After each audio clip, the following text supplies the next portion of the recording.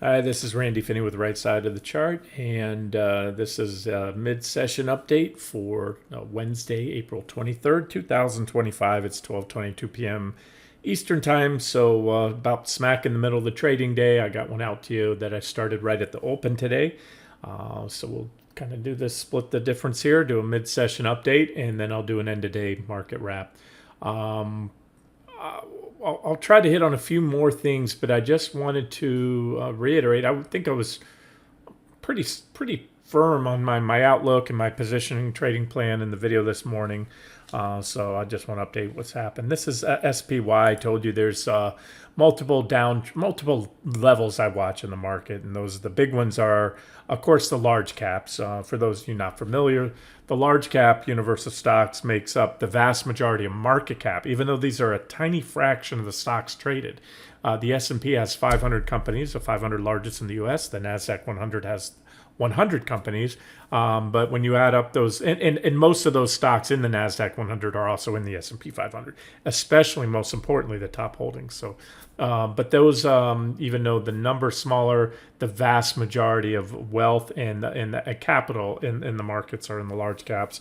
And they, dictate where the stock market or the, quote unquote, the stock market's going to go. And of course, there are small caps and mid caps. I'll try to get to those today. Let me start out here. So this morning I mentioned that we had what I suspected would be a momentum-fueled overshoot of the trend line in QQQ. So far, that's been the case. SPY pretty much rallying, reversing a hair shy of its comparable primary downtrend line. That's off the highs. You have a lot of clean reactions there. And this is trading 101, guys. It doesn't get any more simple than this. Now, look, market's still up, by the way. We're up healthily. It's a 1.4 gain in the Nasdaq. 1.4 in the S&P. Over 2% still right now up.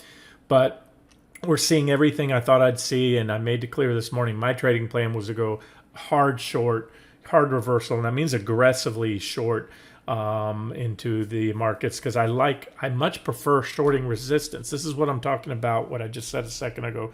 TA or trading 101 in a downtrend, you short rallies into resistance or you short breakdowns below support.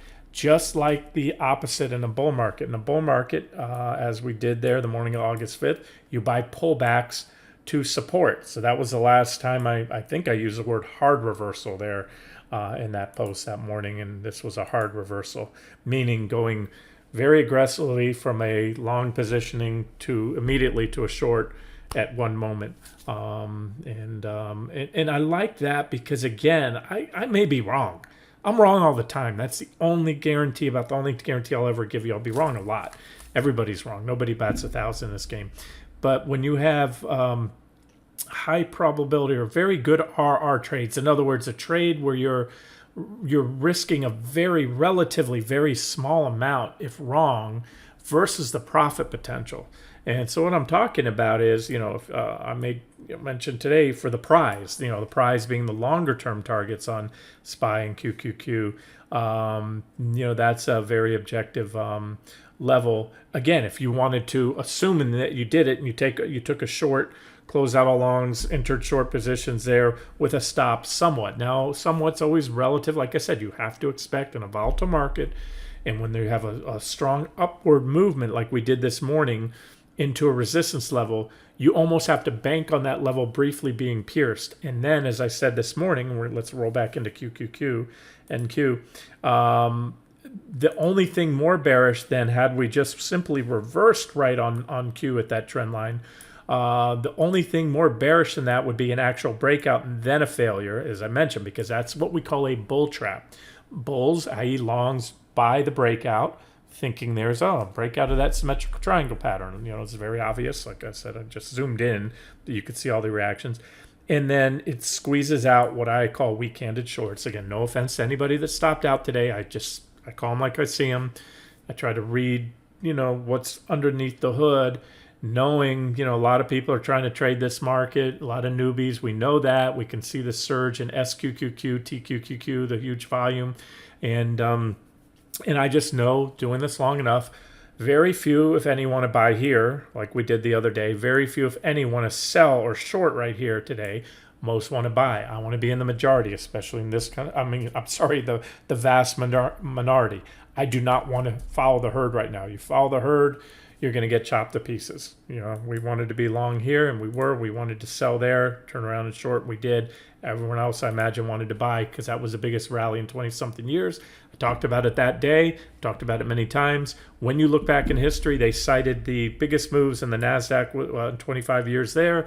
In the S&P, I think they went back to, and that was in the 2000 bear market, 2000 to 2002, of course. Then they cited the S&P, and I'm going from memory here. S&P or Dow had the biggest day since '08.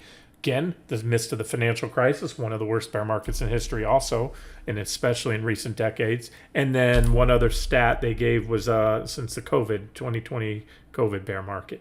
So without exception, all the stats and the different indexes they quoted that day had the biggest single day gains. That all came since bear markets. And that's what I've told you again. We don't see 15% rallies on the NASDAQ in a bull market. I've never seen it. It's possible, but unlikely. So, you got to take those as what they are and treat them as gifts. An outright gift when you have a rally, especially into resistance in a bear market, then treat it as such. And now look, again, I'm going to repeat what I just said. We're still green for the day. This is nothing but maybe an initial wave of profit taking. So what I've done for you here to make it even easier is I've color coded. I put a purple level there. That's today's highs. That was that overshoot. Ideally, look, you don't always get what you want. Things don't always play out perfectly. You could have another pop and failure. But usually it's that initial one that's all you're going to get. So at this point, and as I said earlier, you always want to have your stops a little out of range of the stop raids of whipsaws, false breakouts like that. So now, again, it's not too late, in my opinion, especially if you took this morning, you have a stop right above there and you let it ride. So let's talk about what will happen. So I put the levels up here. These are the, I had some levels this morning, potential near-term pullback targets. There's a big gap right there. If we get a little more downside today, tomorrow, this week, next week, again, you can see all the near-term levels. You can draw an uptrend line, which, let me add that now. Let me put a trend line there. You can see a nice uptrend line off the recent lows. These are all near-term pullback targets. I'm going to zoom in even tighter for you. Let's just say you don't have the gumption to hold out for the a bigger move. And that's understand. Or let's say you're in that active trade mode that I'm talking about lately, where you're just hitting these mean reversion trades. They're like printing money. Get a roughly 3%. We were a little higher today, closer to 4. I keep saying 3% plus or minus, give or take. And so you see a 4% rally on the heels of a 7+% rally that we caught here. But in a single day, you're going to, just like yesterday, you had about 3%. You had a little pullback trade. We had the potential to go down further, but I said if it didn't happen by the close, probably not going to happen. I mentioned that in the comment section in yesterday's video because Tesla was reporting. Yes, somebody, I think attempted to correct me. I didn't say Tesla was the reason we're up today. I understand there was a little rumbling in the White House that the tariffs might not be as bad as they thought they were. So I understand that the media is assigning this. This was 1,000%. This whole thing, a technical move. The arrows were drawn there on Monday that we go there based on the technicals. And again, you're going to get the news flow in and out of Washington. And I know it might not make sense to some of you guys. They will retrofit the headlines. The same comment coming out of the White House. I've seen days where you break down and I have down arrows and the same exact, and I've seen this many times in the past, the same exact headline that the media tried to slap on the cause for a rally or a drop in the market. And I swear to you, I've seen this many times over. They regurgitate the same cause for an exact move in the other direction. All of a sudden, whether it's strong economic data, that's a great one. Now they'll, that caused a drop in the market because that's a lesser chance for a Fed rate cut. Where 2 weeks earlier, the strong economic data was taken on face value, and so the media slapped that on. In other words, the media often has no idea. They report the news. We try to get in front of it here and figure out what's going to happen before it happens.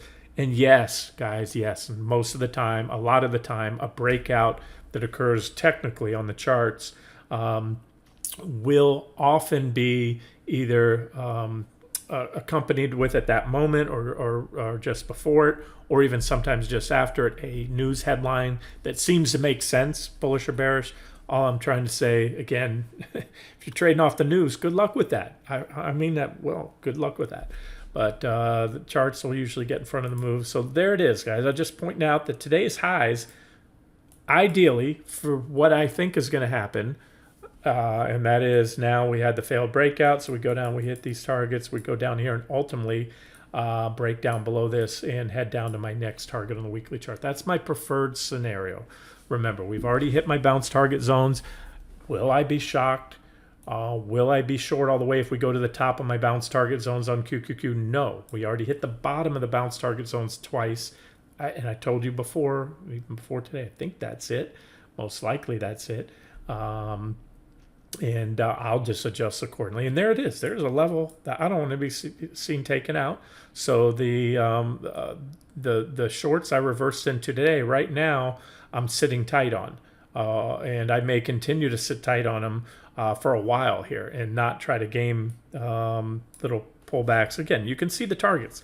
These are the levels that I put good odds. You have at least a reflexive reaction. Uptrend line 18, 631.50-ish. Whatever all these, you can see stop the video and just pause, look at the levels. But this to me has the potential to be pretty powerful. Now, I'm going to say, okay, I'm not getting too excited about it. It is what I expected. It is what happened.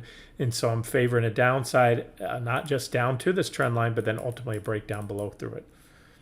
If, and now this is what I want to talk about, if we get that, we do this, that is going to be a knife through the heart of the bulls. If we take out this level, I'm talking long side traders that bought this rally, that bought the news that, okay, good, finally White House is, Trump's using cooler heads now and admitting that he'll concede to the, and not drive as such hard tariffs. I mean, who in God's green earth thought they were going to keep 100% plus tariffs on China? Guys, we are the world's largest economy. They are the world's second largest economy. The two world's largest economies, the two largest economies in the world, cannot have a sustained, and not talking multi-year. You can't keep the rates of the tariffs up at that level. We were hitting the red line a few weeks ago. So again, I all but guaranteed there were going to be a backing off of that. We got that, but again, how much of that has been priced into this? That's where I'm going. So I'm looking, it's like chess. I'm looking ahead. So all I'm trying to tell you now, I don't know what's going to happen, but I think that if we reverse here, whether it's today, tomorrow, anytime soon, and we break, we take out the recent highs, anything more, a little punch through, of course, in a reversal, that's going to be bullish, and probably take us up to the next targets there. However, if we start cracking each of these, and it's an incremental thing, if and as each of these levels are taken out, whether we have a reaction first or not, and we head down here, you should start to see the selling accelerate. And God forbid we take out Monday's lows and this whole rally, this whole hopium rally is undone. Again, it will be a literal or a metaphorical knife through the heart of the bulls, of those that bought that move. And more importantly, it'll be a major technical event. It'll be a break of that symmetrical triangle pattern and most likely to determine the be the start of the next leg down to the next targets on the SPY and QQQ, which T4, T5. On of course, you can see them there on SPY, and then QQQ, which also hit reverse off T3 at T4 down here. From what's this today's high? Yeah, today's high was right here. So if you shorted that, which was again our near-term bounce target, and we go down to T4, then that's about a 17% drop from today's highs, right about where QQQ hit that trend line. And look, I'm getting quite a bit ahead of myself. What has to happen first? Well, you have to break all those levels that I just showed you on NQ. So the odds go up there, check mark, check, check, check, big check, right? There's a check for the bulls. It says, you know what? Guess what? That's not going to happen, at least not now. It can happen certainly later. At that point, we break that today's highs on QQQ. And then I'm going to be looking here. Where are we going to go in this target zone? We got plenty of overhead resistance. We have the 200-day exponential, the 200 simple, and then, of course, that big 500-ish level. It says 499.50, but that's the bottom of this basing pattern there on QQQ. So that's it. This is still my current most likely scenario. This is an alternative, but the arrows go the same place. This, to me, is not wishy-washy. I still just don't have the highest degree of confidence yet. We got a little check mark with the failed breakout, but again, we're not so far below it. So I'm doing this video and I'm doing it early enough that you can see here on QQQ at least. Here's the bigger downtrend line, the primary one right there. I'll make it nice and fat. So we're only a hair below it. So maybe that's the breakout, and this is just a back test with a little momentum, a little stop clearing raid. I told you. And there are a lot of nefarious forces in the market, whether you believe it to be people or machines. The algos, they do this. They take down. I told you yesterday, that's why you get your free trades at Scottrade, Fidelity, and all. They're selling your order flow to the markets so they can get in front of your trades. They can blow out your stops. They know exactly where your stop is. I mentioned a week or two ago, somebody asked, I talked about in a video, I hide my stops I leave them out. I don't hide my stops on sell limit orders. When I want to get out of a trade, when I want to reverse, or get out of a trade, I want that order filled. My goal in every trade is have my profit order hit, whether it's a buy to cover limit on a short or a sell limit on a long at my profit targets. And then I'll hide my stop losses so they don't, if they get close, if my stop loss is right here, just under 500, and I'm trading a large amount of, let's say, a futures contract that's not very liquid, or even NQs in the middle of the night, 3 in the morning. If I've got 5 or 10 NQs out there, they might, if they can get close enough, they can move the market to go get them, hit the stop, turn around, take me out, and they'll turn around and buy those in themselves. The market makers, the powers that be, again, trading desks, algorithmic trading programs that are coded to do such.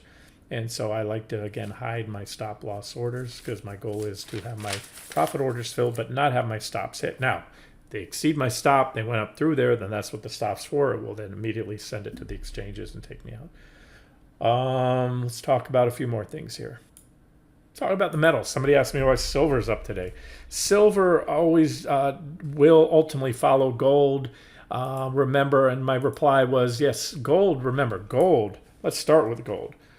Gold is the gold standard, no pun intended, for trading GDX, the gold mining stocks, and for silver. And so for last couple of weeks here, I've been talking about the potential. There's many types of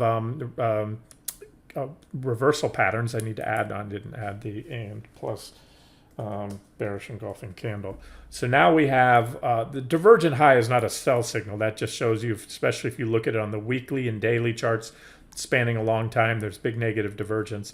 But what we have now, and this is what I was on the lookout for, and I told you there's other forms of candlestick reversal patterns. So we have 2 of the ones I was talking about as we started gapping here. I laid out the potential, but we never got the sell signal, which is a gap down. I'm talking about an island cluster top. Then we had a second island set up. I addressed it again. I said, but you have to gap down, separate the 2 candles, the island, the island cluster. We had the potential there with no sell signal. No sell signal means no short. Then we had it again. No sell signal, meaning we needed to gap down, no short. Then we had it again yesterday. 2 candles separated by, now that is a confirmed island cluster top. One of my favorites out there. Why is it one of my favorites? The risk reward is phenomenal. And with this bearish engulfing candle. And that is because,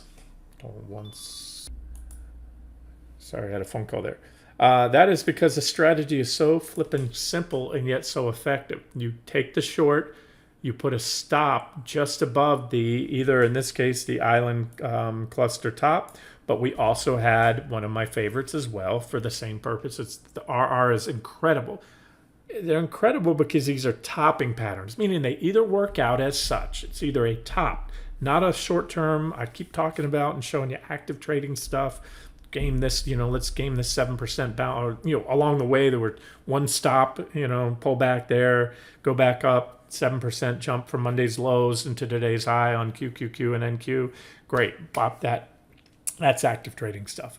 This is long term. If you're calling a top in something, then you're not looking for a 3-4% drop in gold. You're looking for a much larger drop. And it may or may not happen. The bid in gold has been phenomenal. Everybody wants to buy gold because they don't know what the market's going to do, right? And central banks have been buying, individuals.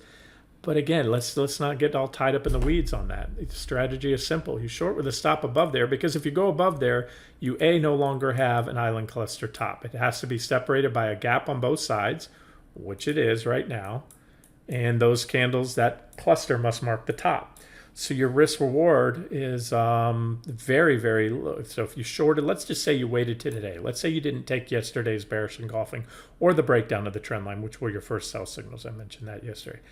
Now you have a 4.73%, call it a 5% stop loss to a potential, if we get a trend reversal here that lasts, there's a target right there that's about 10%. So there's a 2-to-1, not bad, RR. And again, the potential for a whole lot more, especially when I look out on the weekly chart. When I see a blow off top, parabolic blow off top, we could go a lot lower on gold. So let's just for now state that's it. There's the highs. And then again, a bearish engulfing candle, just like we had on all the indexes that I covered the stock market top. Same strategy. You can short there with a stop above the bearish engulfing candles we put on the weekly a couple months back. And your downside's minimum. But so far, well, it's whatever the markets have dropped. That's what you made on that trade. And so there it is. So sell signal on the trend line break was the first sell signal we were waiting for. The bearish engulfing was a nice gift and engulfed that previous candle and the island cluster top. And then, you can see gold has gone parabolic. Silver hasn't. So silver has been lagging.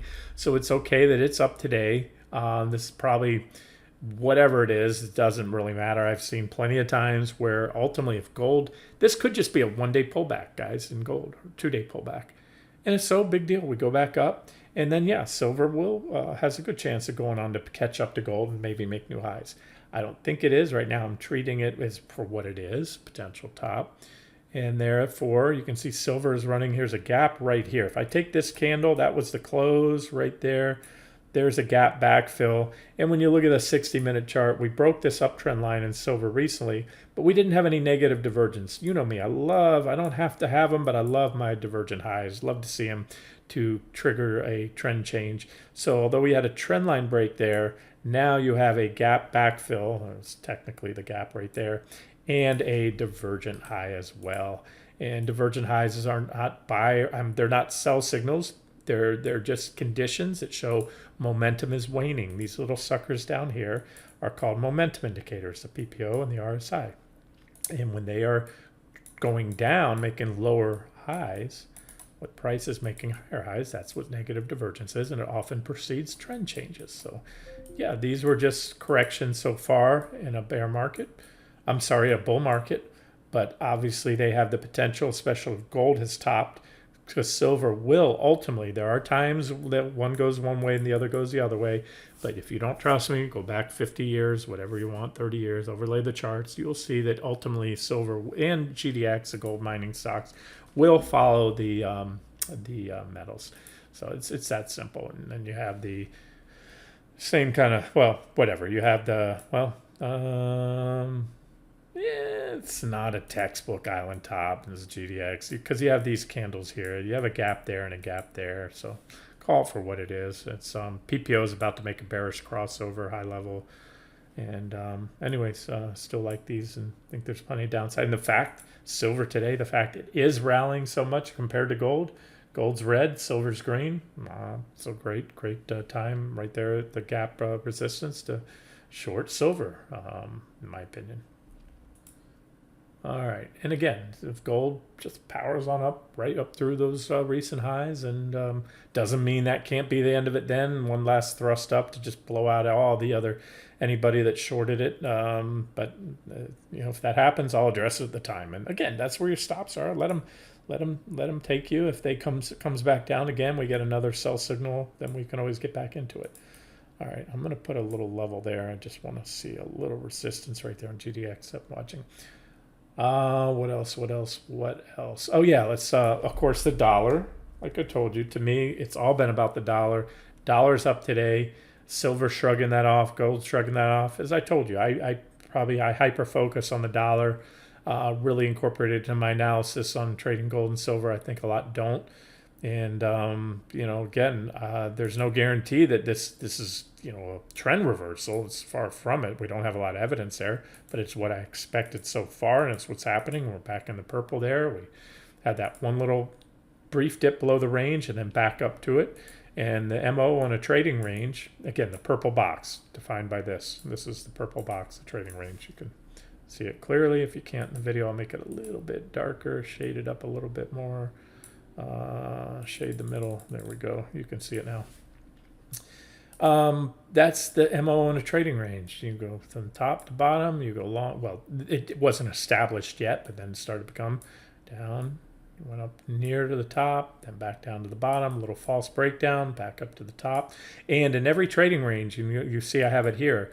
I've noticed this years ago. Never seen this written in any textbooks or anything that I've come across.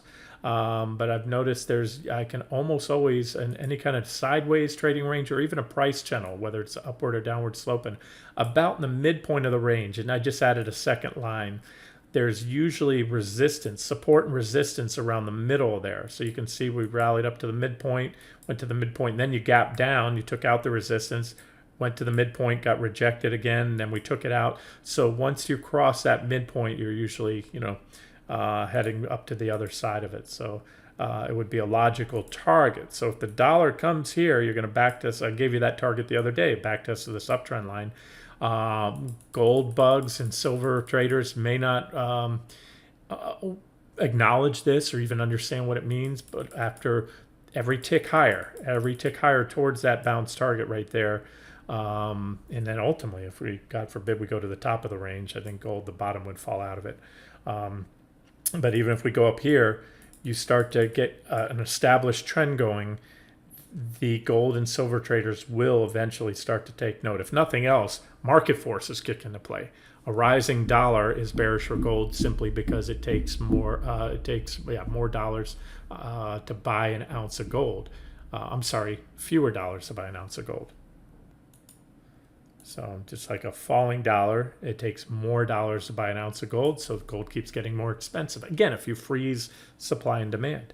We already know we've had what appears to be a buying climax in gold, so that would kind of be a double whammy. If everybody, the reason buying climaxes are bearish, it just means that it's that last thrust where anybody who was sitting on the sidelines, they're all in. And when we got, and you might say, well, that's bullish, you're at an all-time high, but when the last bull has bought has taken his or her last dollar and committed, and they're all in a gold, and every hedge fund manager and every mutual fund and, you know, whatever fund, pension fund, individuals, you know, and I'm not speaking literally, just metaphorically speaking, when they're all long and everybody's bullish and they have their full allotment, whatever that is, for someone it might be 20%, some gold bugs it might be 100%, but when they're all in, who's left to buy?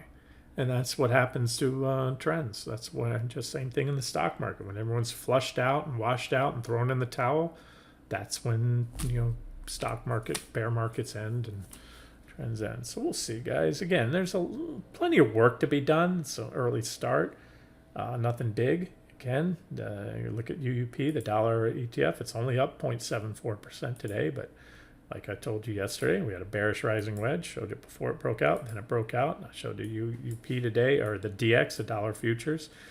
Hit my first target, again, on dollar futures. So what I'm doing now is kind of repeating what I was showing you earlier. So let me see if I can give you something else. Let's see, natural gas. Still got that bullish falling wedge. I've told you before that natural gas and crude often typically move inversely of one another. So yesterday's video, I showed you a short on crude. It was an objective short at that time at the resistance. Then with a follow-up sell signal coming the breakdown, which we got today. And so if crude continues to fall to my targets, you'll probably see natural gas break out. I started highlighting this wedge last week, and we just went down a little lower where you can see plenty of support.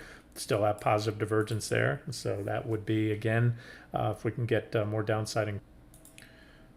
which is right here. That's where I highlighted yesterday. Objective short entry at resistance, which was also a price target. We went long off that divergent low, was covered in a video.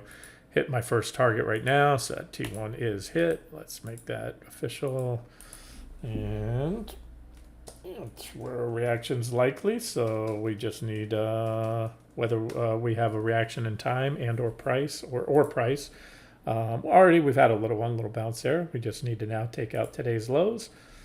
And that brings us down to T2 and then ultimately T3 once T2 goes.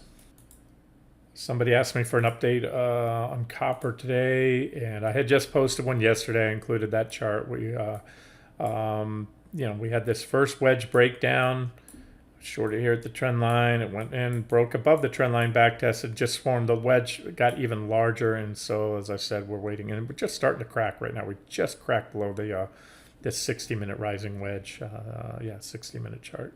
So there, we're on it. We're on it right now. Just a little more nudge. Take out that benefit of the doubt support right below at about 479. That should open the door to these first two targets there. All right. I already updated Bitcoin for you earlier as well as yesterday. No change there. VIX I did update it earlier today. No change there. Again, it all depends if my market call, if we do go out and break above the triangle. Remember, you also have a little triangle in the VIX as well.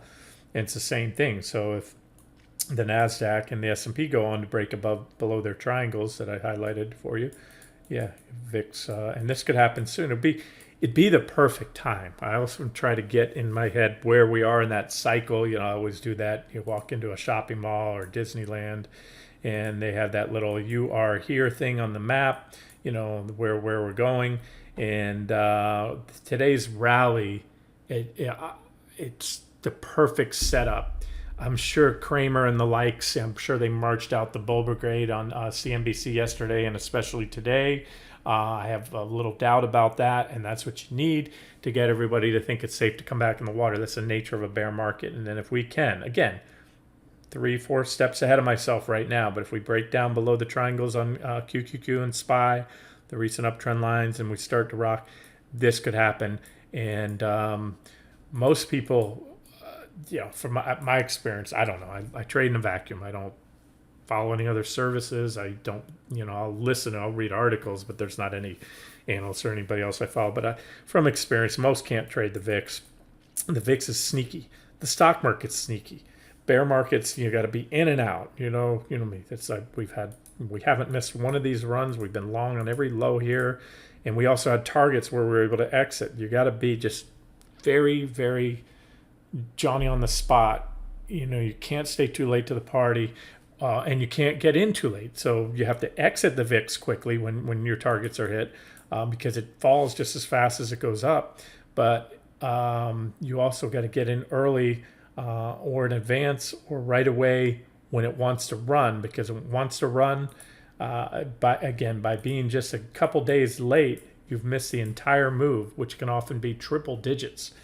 And so most folks don't want to buy the VIX here. They don't want to short but they don't want to buy it here at the lows when we do, but they want to buy it here, and then they buy it there and they get cooked on it. So it's a very whatever. If you just align it with the stock market, that's the main thing. So like I said, the VIX is not going to T3. I promise you, it's not going to T3 unless and until at least QQQ breaks below the bottom of this trading range. It's not going to be all the way up there, but that will be a good chance, especially when that low's taken out, because there is probably a mountain of stop loss orders. There's already some people kind of feeling the pain if they chase the rally today.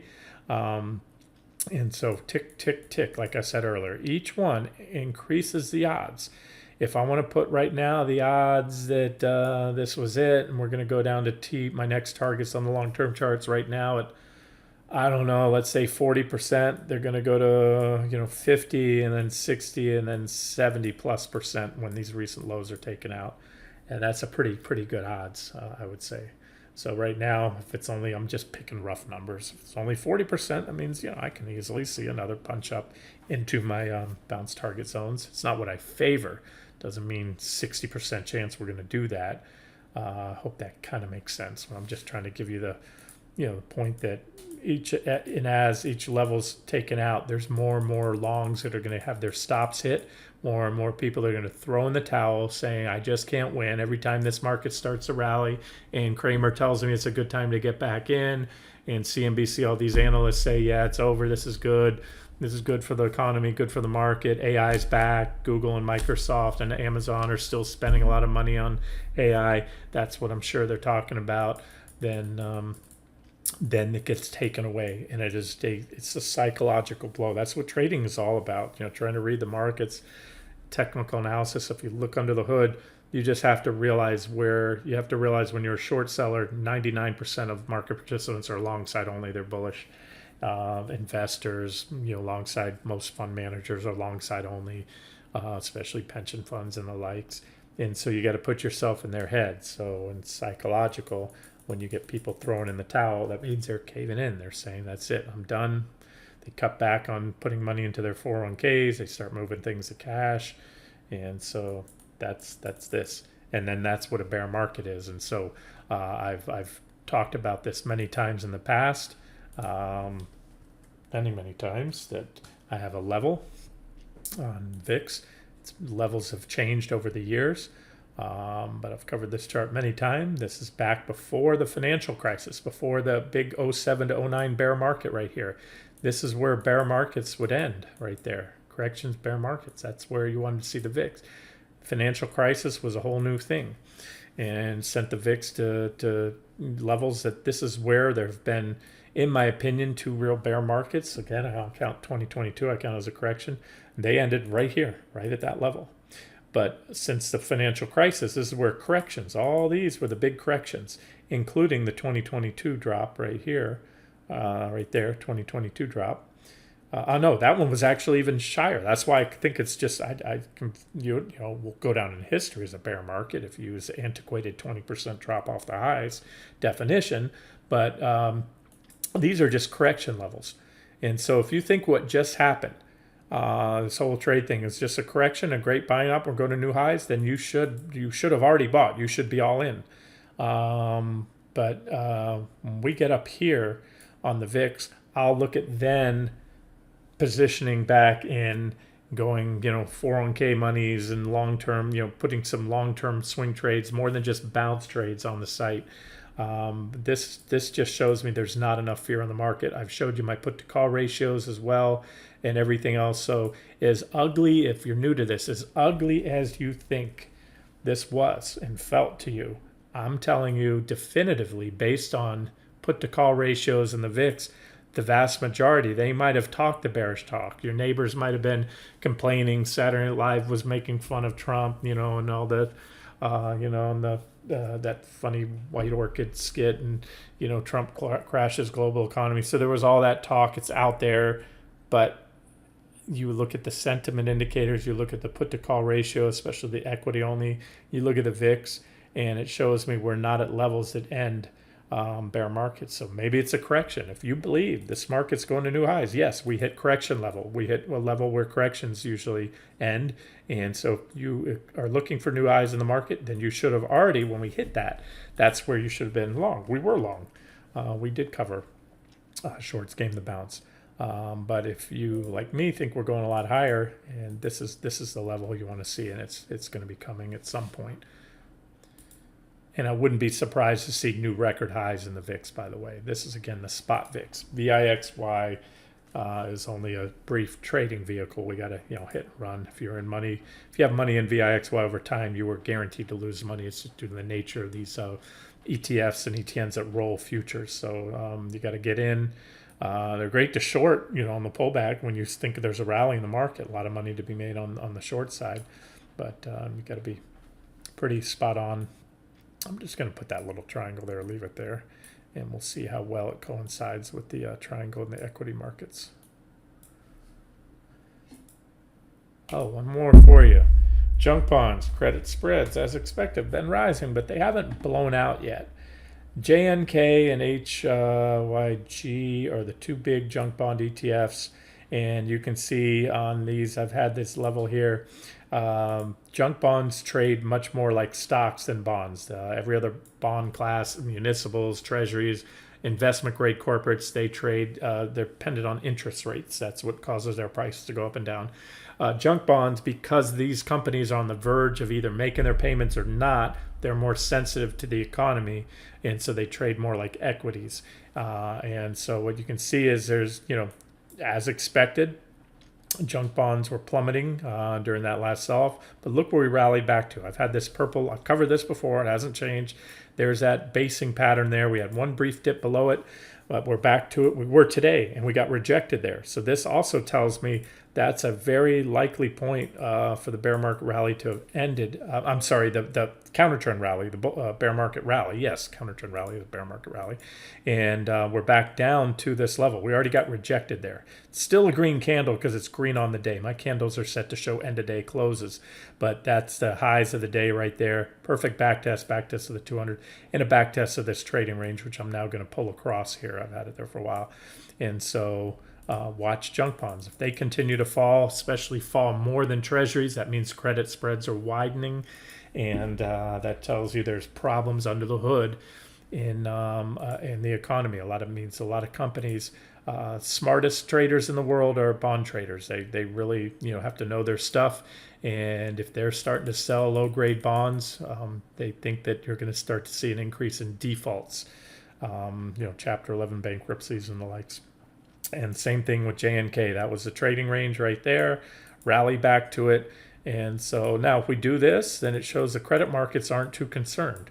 But it's an objective short entry. You can either short junk or HYG, or just buy SJB. That shorts high yield right there. It's a junk bond inverse ETF. There was the breakout there. We had that first run up.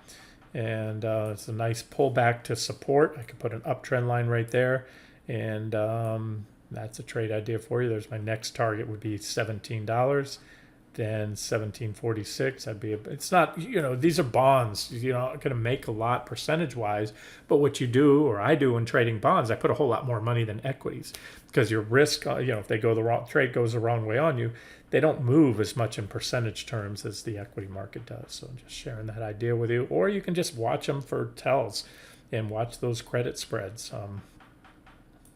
You can get them from Fred, which is a St. Louis Federal Reserve website. They have all different charts on credit spreads. You can monitor those yourself.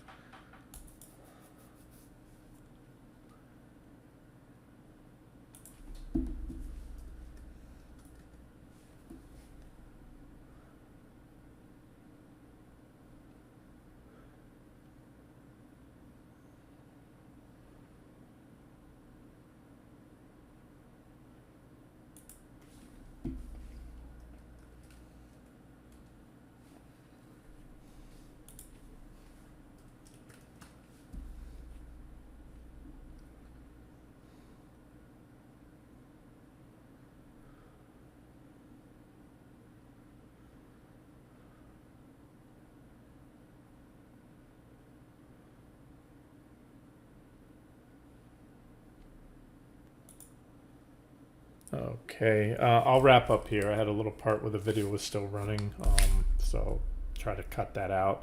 I switched over to this chart. I didn't realize the screen was still recording. This is, that Bitcoin ETF. Again, Bitcoin at the rallying back to the bottom of this basing pattern. So it's kind of like junk bonds rallying back to their basing pattern.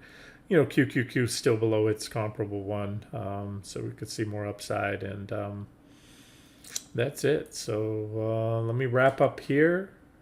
We'll see where we'll close. I'll do a late day maybe if it's just a few charts. I'm sure some of you get tired of the long-winded videos. I just can cover more and convey my thoughts a little better than those written posts. So I'll stop it here, get the video out to you guys. We'll continue to watch things such as the US dollar, the equity markets, fixed income, both treasuries, and then junk bonds and everything else out there, market leaders. And we'll see where we go from here. But mainly for now, let's keep a close eye on those triangles on the 60-minute charts of S&P 500 and NASDAQ 100. See where we go. This has been Randy Finney with Right Side of the Chart. Have a great day.